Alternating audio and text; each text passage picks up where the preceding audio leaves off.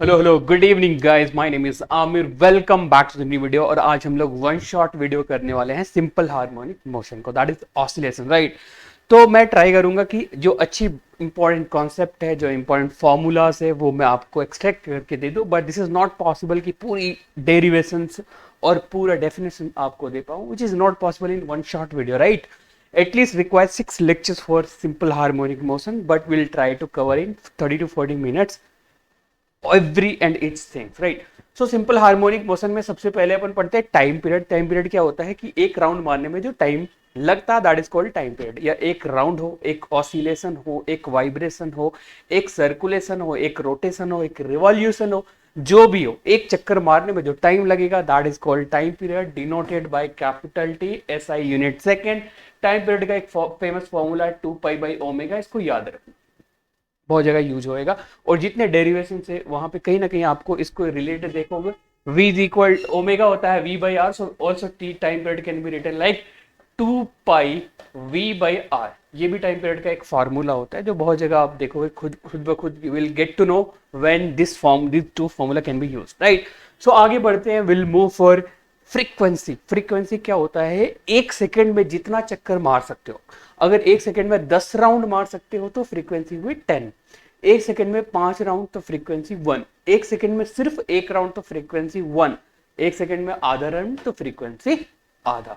तो एक सेकंड में जितने राउंड कंप्लीट होते हैं that is called frequency, denoted by small F से भी डिनोट करते, न्यू से भी डिनोट करते, एन से भी डिनोट करते, राइट। एसआई यूनिट इसकी होती है हर्ट्ज, शॉर्ट में बोलते हैं एच जेड, या तो इसको पर सेक भी बोल सकते हैं, पर सेकेंड, राइट। पर सेक नहीं, पर second, that is second inverse, right. और टाइम पीरियड और फ्रीक्वेंसी में एक रिलेशन हमेशा देखा गया है that time period is equal to 1 upon frequency. तो T is equal to 2 pi omega है, तो फ्रीक्वेंसी को क्या बोल सकते हैं? ओमेगा/2 पाई, या तो v/2 पाई/r, राइट।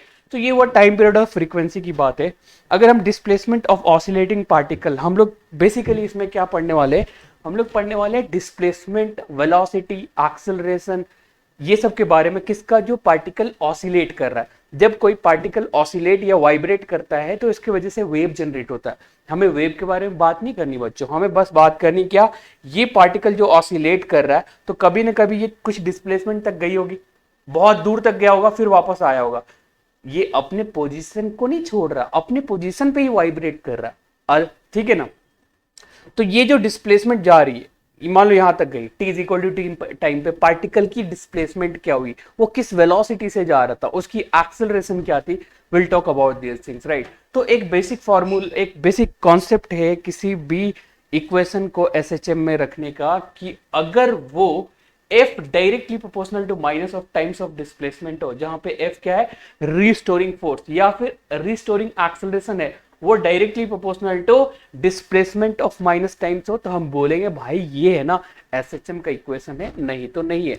तो एसएचएम में होने के लिए ये चीज कंपलसरी है। अब एसएचएम ना दो टाइप का हो सकता है, एक लीनियर एसएचएम हो सकता है और एक एंगुलर एसएचएम हो सकता है। जैसे आप ये स्प्रिंग को यहाँ पे एक फ्रिक्शनलेस सरफेस पे रख दिया, ये सरफेस पूरा स्मूथ है, हमने इसको खींच के छोड़ दिया, तो what will happen? It will oscillate. So this oscillation in a line called linear oscillation. पर इस एक बॉब को मैं ऐसे बांध के यहां ले जाके छोड़ देता हूं, तो ये जो ऑसिलेट कर रहा है ना, वो एंगुलरली ऑसिलेट कर रहा है, तो this is called angular oscillation. तो force, restoring force is equal to minus time displacement है ना, वो लीनियर एसएचएम के लिए होता है। एंगुलर एसएचएम के लिए क्या हो जाएगा? फोर्स कन्वर्ट हो जाएगा टॉर्क में और एक्स कन्वर्ट हो जाएगा थीटा में, एंगुलर डिस्प्लेसमेंट। या तो अपन बोल सकते हैं alpha is directly proportional to minus times of theta. ये एंगुलर, एंगुलर क्या, एसएचएम का कंडीशन, ये है लीनियर एसएचएम का कंडीशन, राइट। ये कंडीशन याद रखना, अगर ऐसा वैलिड है, फुलफिल कर रहा है तो ही ये वैलिड है, अदरवाइज नहीं। ठीक है बच्चों। तो अगर हमें आगे बढ़ू, we can do displacement of the particle. तो डिस्प्लेसमेंट ऑफ द पार्टिकल होता है y is equal to a sin omega t। अगर मेरा इनिशियल फेज जीरो है, तो if your initial phase is zero then we can write y is equal to a sin omega t। और इसमें y क्या है, a क्या है, ओमेगा क्या है, t क्या है। तो मान लो कोई पार्टिकल अपने प्लेस से ऑसिलेट कर रहा है लाइक दिस, तो ये जहां से वो ऑसिलेट कर रहा, वो हो गया उसका मीन पोजीशन। और मीन पोजीशन वो पोजीशन होती है जहां पे नेट फोर्स होता है जीरो। फिर वो जहां तक जाता है, अगर मैं ऑसिलेट करूं लाइक दिस, तो ये मेरा मीन पोजीशन हो गया, यहां पे मेरा नेट फोर्स जीरो है। I can oscillate from here to this side.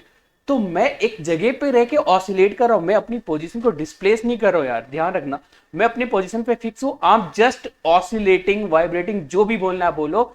तो मैं जहां तक जा सकता हूं बिना अपने पोजीशन को छोड़े, वो एक्सट्रीम एंड को बोलते हैं एक्सट्रीम पोजीशन। और जहां से ये चीज हो रही है that is called mean position. तो जहां तक आ रही है that is called extreme position बच्चों, एक्सट्रीम पोजीशन। इस साइड भी एक्सट्रीम पोजीशन होगी, और जहां से ये कांड मच रहा है that is called mean position. तो मीन पोजीशन जो होता है वहां पे होगा net force zero, restoring force zero होगा। यार मैं कोई बात बताऊं, मैं यहां पे हूं, तो मैं रिस्टोर कौन सा फोर्स होगा जो मुझे यहां लाने की कोशिश करेगा जब मैं ऑलरेडी यहां पे हूं? कोई नहीं। मैं इधर जाऊंगा तो रिस्टोरिंग फोर्स बोलेगा भाई वापस चल, इधर जाऊंगा तो बोलेगा भाई वापस चल। When I am already at this place, तो रिस्टोरिंग थोड़ी बोलेगा भाई मैं यही हूं यार, ठीक है। कोई घर में रह के बंदा थोड़ी बोलता है घर जाना, you are already bro. So mean position अपन क्या बोल सकते हैं, ऐसी जगह जहां पे नेट फोर्स क्या होगा, जीरो होगा। एक्सट्रीम पोजीशन क्या बोलेंगे, जहां पे एक्सट्रीम, वहां से पार्टिकल आगे जाने को तैयार नहीं, इसका मतलब उसका वेलोसिटी क्या हो गया होगा, जीरो। तो अगर फोर्स जीरो है मीन पोजीशन पे, तो एक्सेलरेशन भी जीरो होगा। तो we can say extreme position पे वेलोसिटी होती है जीरो, मीन पोजीशन पे एक्सेलरेशन होता है जीरो। तो v पे एक्सेलरेशन होता है मैक्सिमम कहां पे, एक्सट्रीम पोजीशन पे। और मीन पे क्या मैक्सिमम होता है, वेलोसिटी। कितना होता है नहीं होता, will talk about that, let's move forward. तो मेरे को डिस्प्लेसमेंट ऑफ द पार्टिकल क्या है, y is equal to a sine omega T, जहां पे क्या क्या क्या क्या है। This is the displacement of the particle, displacement of the particle, right. A क्या है, एम्पलीट्यूड, आपको नहीं पता मैं बता दूंगा, amplitude of the particle. Omega क्या है, angular frequency, angular frequency of the particle. और टी क्या है, वो टाइम। बच्चों हिंदी नहीं आती है तो आई डोंट नो, इसको इंग्लिश में लिख सकते हैं, हिंदी को इंग्लिश में लिख सकते हैं। वो टाइम, वो टाइम, टाइम जब जब मेरे को डिस्प्लेसमेंट निकाली, वो टाइम जब मेरे को डिस्प्लेसमेंट निकालनी है, वो टाइम क्या होगा, वही होगा टी। जैसे t is equal to zero पे डिस्प्लेसमेंट क्या होगी, zero. t is equal to zero रखेंगे तो ओमेगा टी जीरो हो जाएगा, साइन जीरो जीरो होता है, तो a into zero is zero, तो पूरा क्या हो जाएगा, जीरो हो जाएगा, राइट। तो डिस्प्लेसमेंट ऑफ द पार्टिकल कितना आया, जीरो। तो ये मेरे को चेक करना है कि डिस्प्लेसमेंट ऑफ द पार्टिकल निकालना है तो किस टाइम पे निकालना है, राइट। तो this is the way we can deal displacement of the particle. अब तो एक दो क्वेश्चन को सॉल्व करके देखते हैं कि y इज इक्वल टू, मान लो दिया हुआ a sine omega T, right. मेरे को ओमेगा की वैल्यू पता है 2 पाई बाई टी होता है, राइट। सबसे पहले मैंने यही फॉर्मूला बताया। नाउ आई एम सेइंग भाई कैपिटल टी की वैल्यू दी है 10 नहीं 12 सेकेंड, और मेरे को t is equal to 3 second बाद जानना है कि डिस्प्लेसमेंट ऑफ द पार्टिकल कितना होगा। I will give you 10 second, आप सॉल्व करो इसको।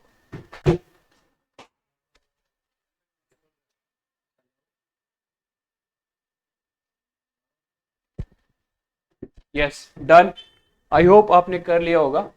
सो देखो इस इक्वेशन को ये भी तो लिख सकते हैं, y is equal to a sine 2 pi by capital T into small T, जहां पे कैपिटल टी दिया 12 सेकेंड। अब ये टाइम पीरियड क्या होगा, जब ये मीन पोजीशन से चलना चालू किया होगा तो एक्सट्रीम पे गया होगा, फिर वापस आएगा, फिर जाएगा, फिर आएगा, तो ये एक राउंड कंप्लीट हुआ। ये पूरा टाइम दिया हुआ है 12 सेकेंड, और बोल रहा है कि 3 सेकेंड बाद पार्टिकल एक्चुअली में कहां पे होगा, डिस्प्लेसमेंट क्या होगी पार्टिकल की।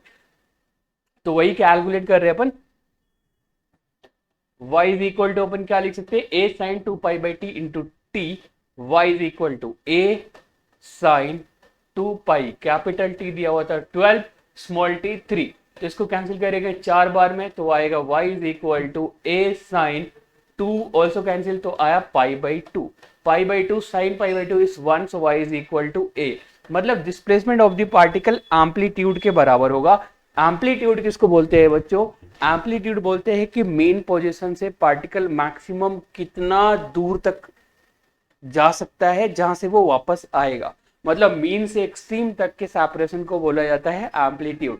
तो t is equal to 3 second पे जो पार्टिकल है वो कहां पे होगा, वो मीन से चल के एक्सट्रीम पे जा चुका होगा, तभी उसका डिस्प्लेसमेंट क्या आ रहा है, एम्पलीट्यूड के बराबर आ रहा है, राइट। ऐसे क्वेश्चन आएगा तो डेफिनेटली आप कर लोगे। हम लोग जंप करते हैं वेलोसिटी ऑफ द पार्टिकल पे। तो वेलोसिटी ऑफ द पार्टिकल क्या है बच्चों, वेलोसिटी ऑफ द पार्टिकल। तो वेलोसिटी ऑफ द पार्टिकल का दो फॉर्मूला होगा, एक फॉर्मूला होगा बेस्ड ऑन डिस्प्लेसमेंट, दूसरा फॉर्मूला होगा बेस्ड ऑन टाइम। मैं आपको दोनों बता देता हूँ और डेफिनेटली आप इस बेस्ट क्वेश्चन आराम से कर पाओगे, राइट। तो अपने को पता है y is equal to a sin omega t है, तो dy बाई dt क्या होगा, ये होगा a sin ओमेगा t का डिफरेंशिएशन मारेंगे तो ये आएगा cos ओमेगा t, और ओमेगा t का डिफरेंशिएशन करेंगे तो आएगा omega. So this is what, this is velocity of the particle, can be written like a omega cos omega t। ये आया velocity of the particle in the function of time, क्योंकि time यहाँ पे है ना, तो ये वेलोसिटी ऑफ द पार्टिकल आया फंक्शन के टाइम में, एक फॉर्मूला आ गया। अब मेरे को वेलोसिटी ऑफ द पार्टिकल ही चाहिए लेकिन टाइम की फॉर्म में चाहिए, तो what we can do next कि ये जो है यहां पे जो है बच्चे y is equal to a sin omega t, दिख रहा ना आपको, इसको ये भी तो लिख सकते हैं y by a is equal to sine omega t, नहीं लिख सकते, इस a को तो नीचे लाया, बाकी कुछ किया थोड़ी यार, साइन ओमेगा t को y बाई a लिख सकते हैं ना, right.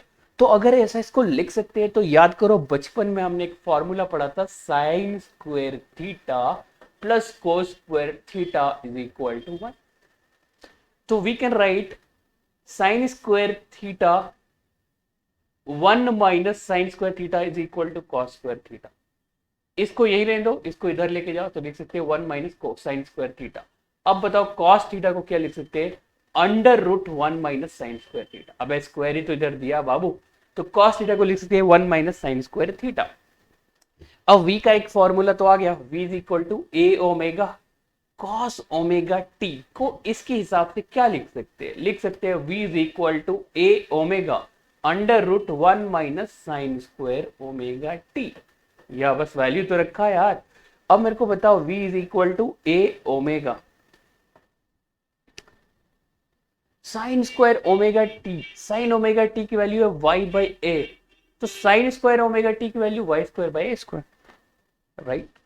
So we can write v is equal to a omega, अच्छा यहाँ पे ऑलरेडी लिखा हुआ है 1 minus y square by a square, कुछ बड़ा नहीं किया हमने, बोलो नहीं, ऑलराइट। तो थोड़ा सा बड़ा करते हैं, v is equal to a omega, यहाँ पे एलसीएम लेंगे तो आएगा a square minus y square, बाहर रूट की करेंगे तो a बचेगा, a स्क्वायर अंदर है तो a से कैंसिल हो जाएगा, तो will get v is equal to omega under root, यहाँ पे लिख देता हूँ, सब कुछ मिटा के लिख देता हूँ, v is equal to omega under root a square minus y square.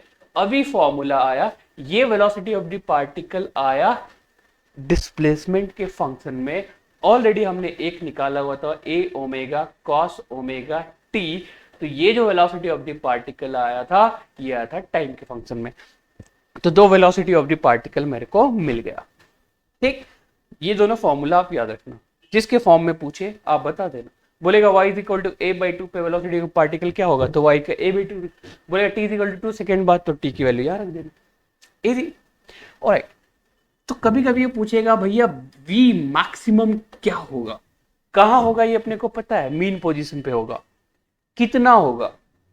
तो मेरे को एक बात बताओ, मीन पोजीशन पे y की वैल्यू कितनी होगी, 0 होगी। Displacement of the particle mean position से क्या होगी, आप अपने घर पे और अपने घर से कितना दूर हो, कुछ भी दूर नहीं भाई, 0 दूर है, तो y इज इक्वल टू 0 रखें, क्या मिलेगा, बोलो यार, a omega.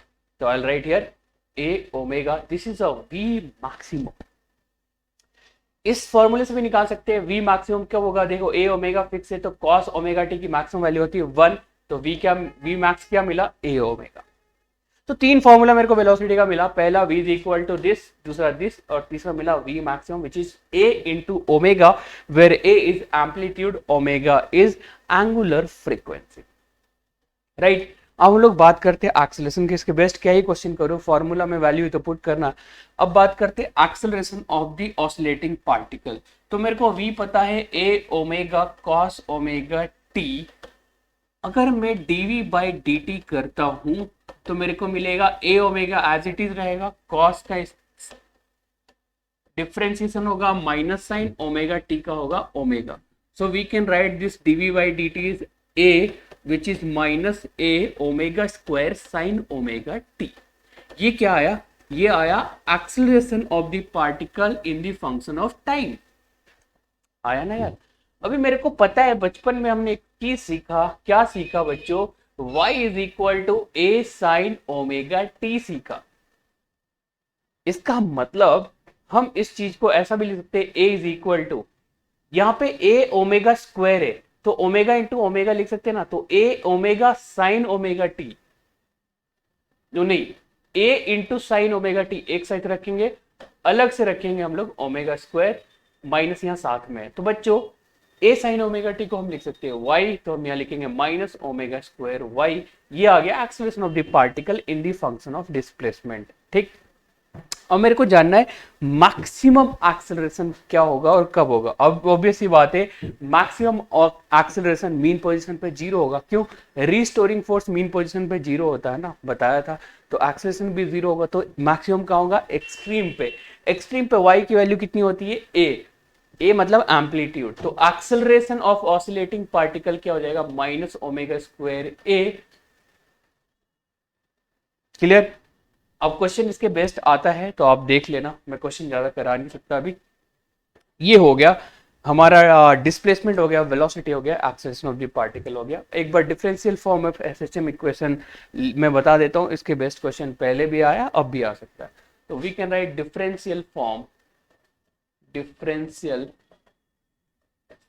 Of SHM equation.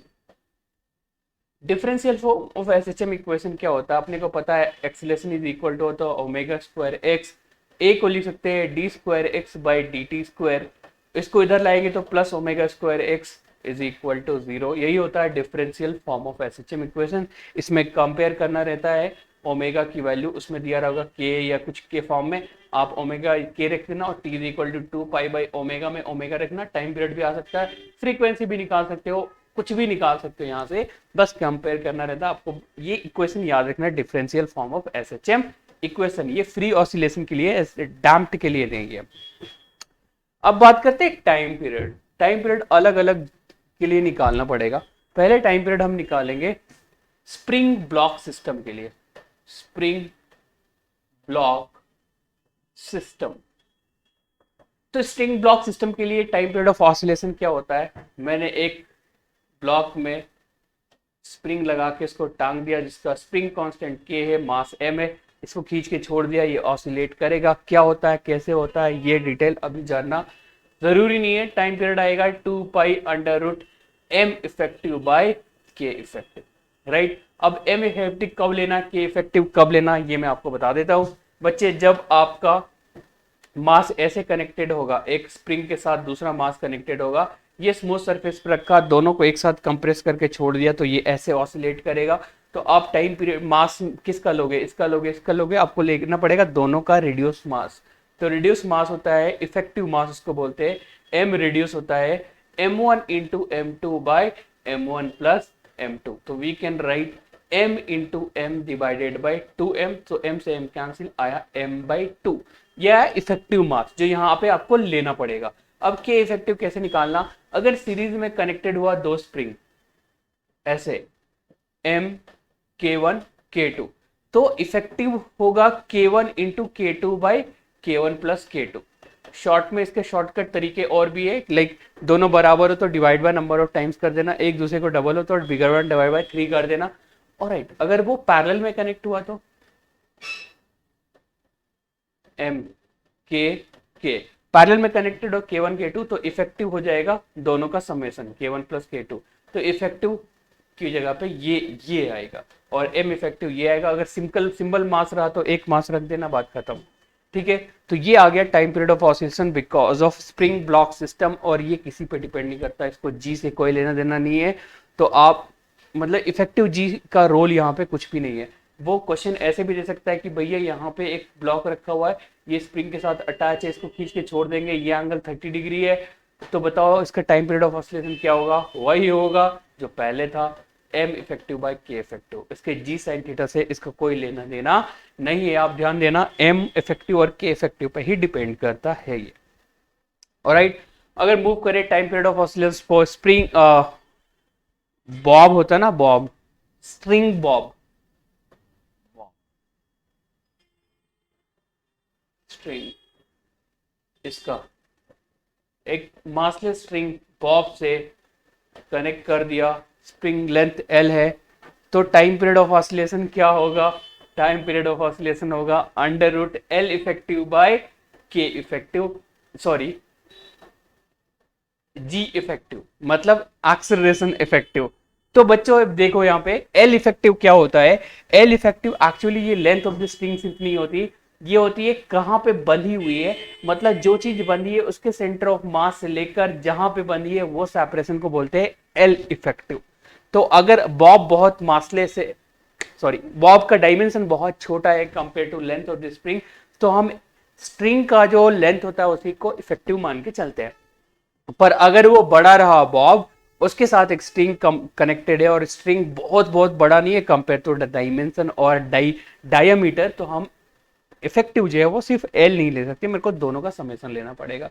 Right, summation मतलब सेंटर ऑफ मास से लेकर सेंटर ऑफ सस्पेंशन तक लेना पड़ेगा। राइट, तो ये हो गया टाइम पीरियड ऑफ ऑसिलेशन। अब एल बहुत जगह चेंज हो सकता है, आप ध्यान देना, अगर आप मेटल वायर लेके उसको गर्म करोगे तो एल इफेक्टिव एक्सपैंड करेगा, जहां पे final length is equal to l initial 1 plus alpha delta t करके करना पड़ेगा। तो ये छोटी छोटी बातें यू नो दैट, अगर आपने एक्सपेंशन पढ़ा तो हो जाएगा। If you will move for time period of oscillation for earth के सेंटर पे हमने एक टनल बना दिया और अर्थ का रेडियस हमने आर मान लिया, ठीक है।